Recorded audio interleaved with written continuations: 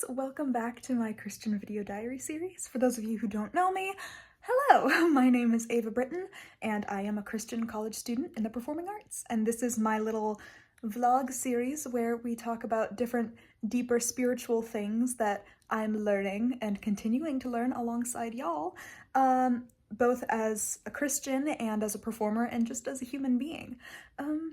So today is my last day of spring break, which I took a little hiatus from the vlog during spring break, so welcome back.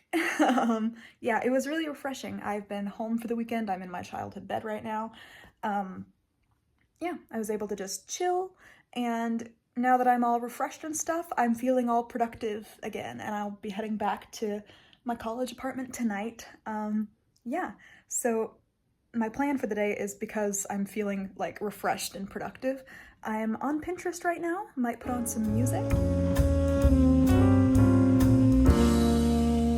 Okay, I'm gonna try to be more intentional about having an idea of what you guys might want to see for the vlog portions of this series, to make it more intentional instead of more scatterbrainy, but I still like to keep our spiritual deep talks genuine and individual, and I don't like to plan those ahead of time. I just kind of pray about it the day of and then discuss whatever's on my heart that day. So that's still gonna be spontaneous and a surprise even to me. But yeah, I think I've got some content ideas that might be fun to share, so yeah, see if you guys like those. I'm beginning to pack my stuff for when I drive back to campus later this afternoon, so yeah. I'm in my parents' bedroom, because this is like a cozy little corner of the house where I've been enjoying reading more. This is like a really like third generation Kindle that my dad and I repaired this summer after it had been dead. I'm proud of myself for learning how to bring this back to life with my own bare hands. Yeah, and I'm not normally a reader, I think I've mentioned that, but I want to get into it more, and I find that I really do like mysteries, like in reading form. So I'm reading through the Three Pines mystery series with Armand Gamache by Louise Penny. So I'm almost done with the second book, which is called A Fatal Grace. And I already predicted one of the big plot twists, so hey-oh. And I think I know who did it too, but I'm gonna read in this little corner for a bit. Buster is here, and then I might take a reading break, hang out, snack on some stuff for a bit, and then read outside, which has been really fun. Oh, here comes Bust, right? Are you coming? Cozy little booty on the floor. My beauty. And pretty view outside. This is my favorite little reading corner.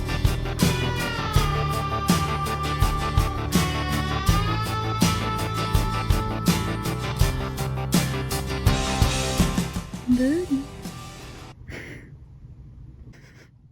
Buddy. So while I have Buster staring into my soul and sighing, Bust, this is what he's doing right now.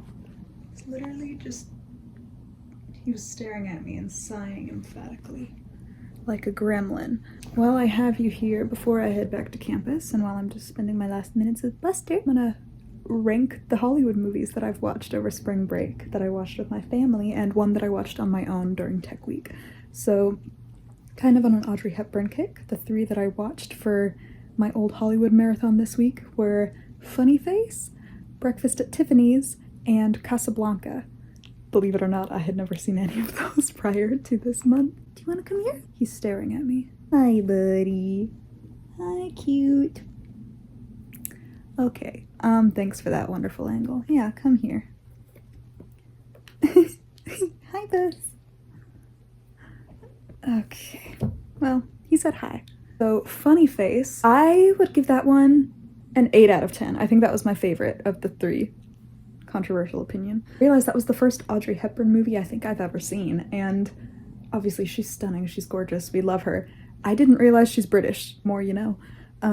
My only qualms with Funny Face were that it was a musical, and I feel like it didn't need to be a musical. Like, the plot was interesting, the actors were great, but the songs were kind of meh, and it felt like it kind of took away from the story more than it added to it, so the reason it's called Funny Face, I will not get over this, is that everyone in this film agrees that Audrey Hepburn, of all people, has an objectively funny-looking face.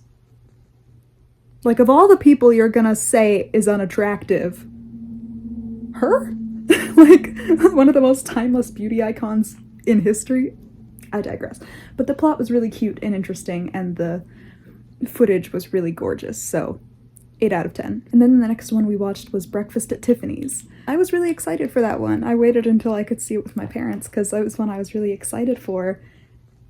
I was disappointed. It wasn't that great, in my opinion. The plot was a little hard to follow. Like, wait, I don't get why she doesn't like that guy. Like, she's not taking advantage of him, like how she usually likes guys for their money or something. I don't understand, because this guy doesn't have anything, and yet he's a super rat to her as well. I don't get it. And also, they almost abandoned a poor cat in the rain. 5 out of 10.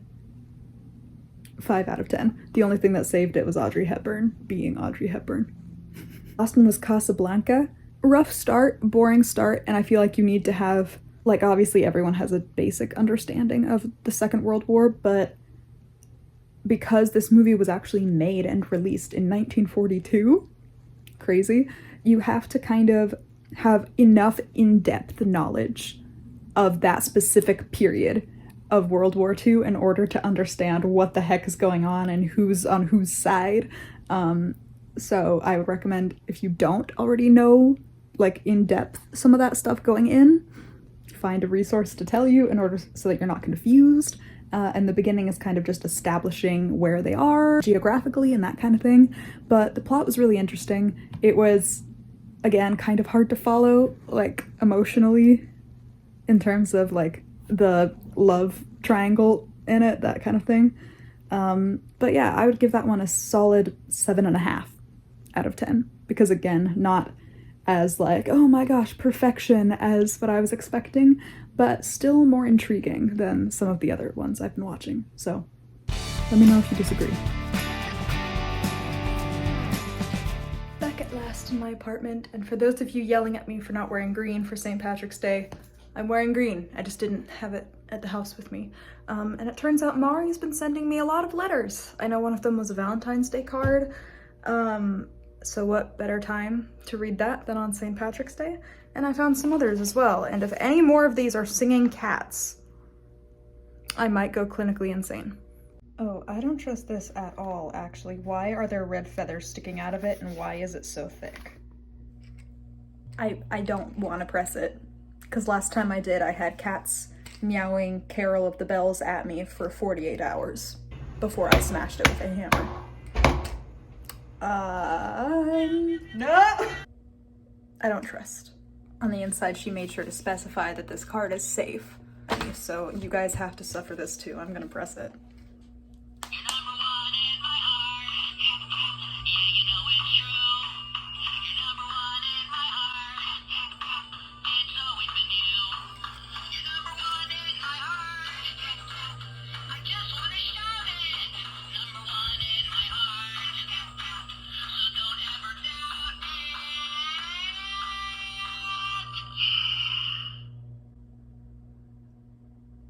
I was waiting for it to loop. Thank goodness she was actually not lying for once. He's emo, just like me.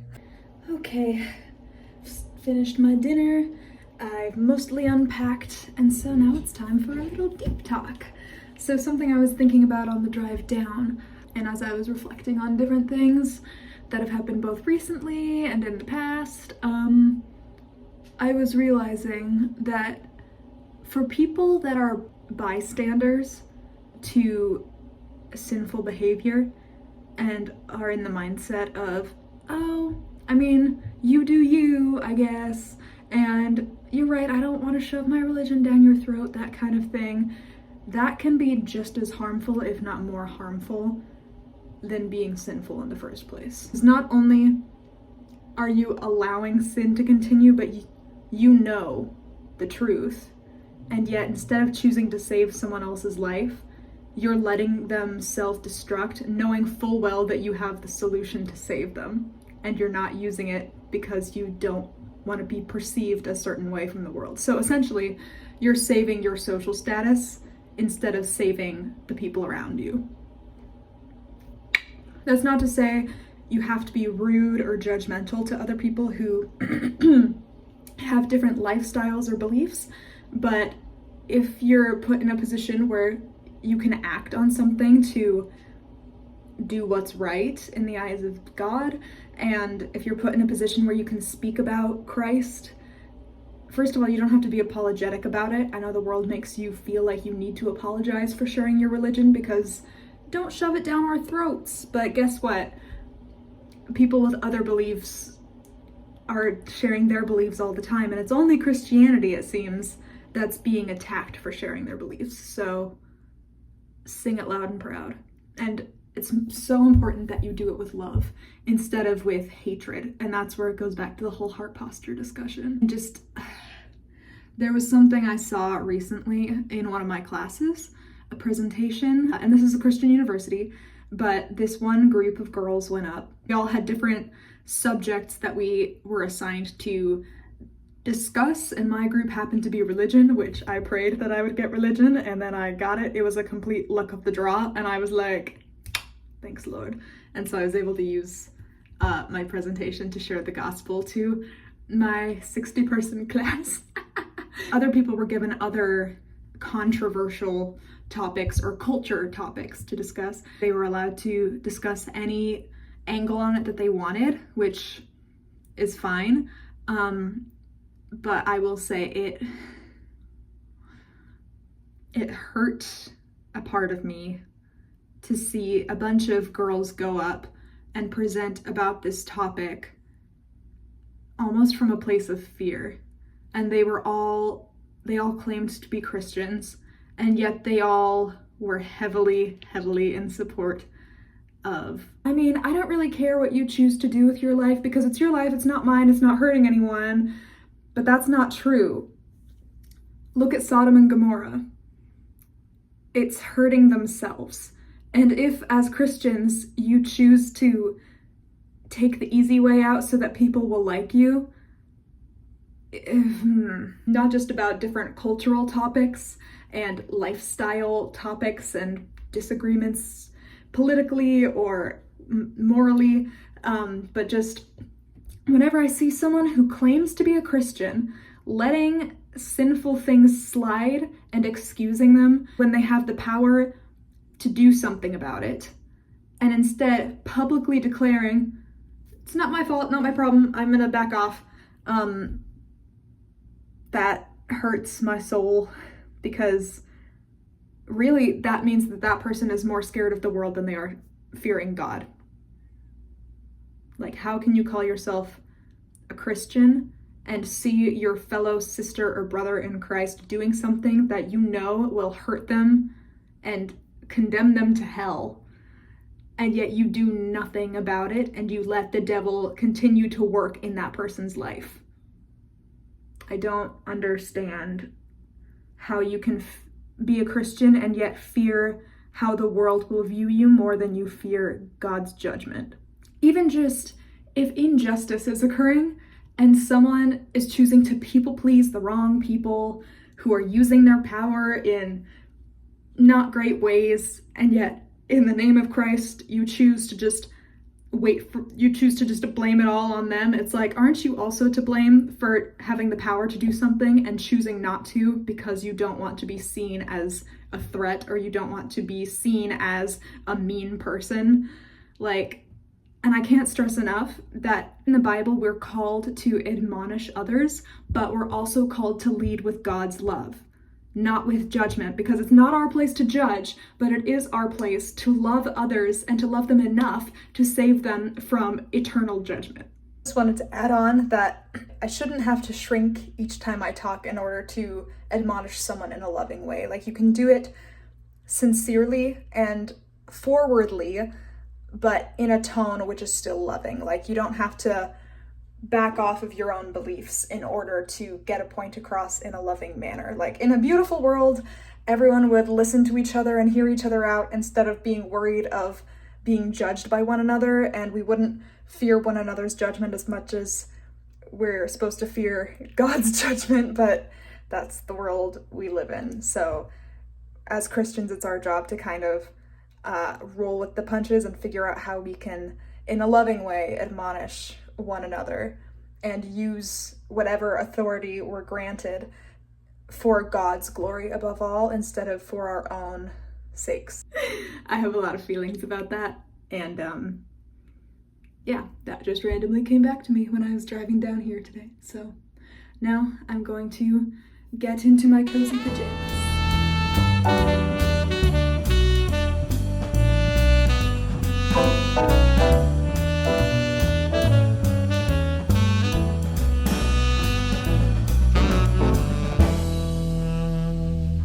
Okay, they just revealed the murderer of the book. I'm aghast, by the way, but this little tidbit was uncalled for.